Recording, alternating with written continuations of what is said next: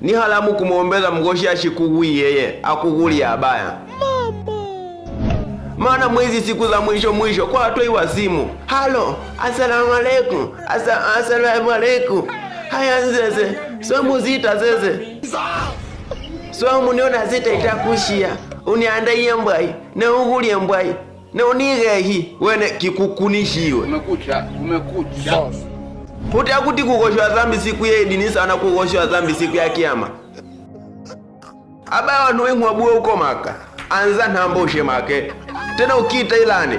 Uita kowe na gunia mbiza abaya tena buwe. So kutinu asalamu alaikum.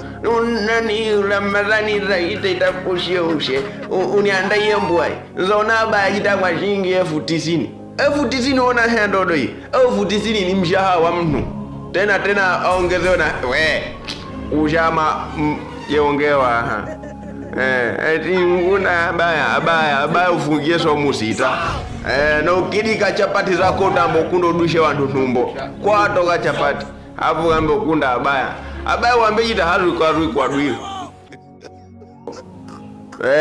udika mandazi yena hijabu ugambe kuti nkunda abaya jina vigezo vyakwe. Abaya sio kuuliwa du.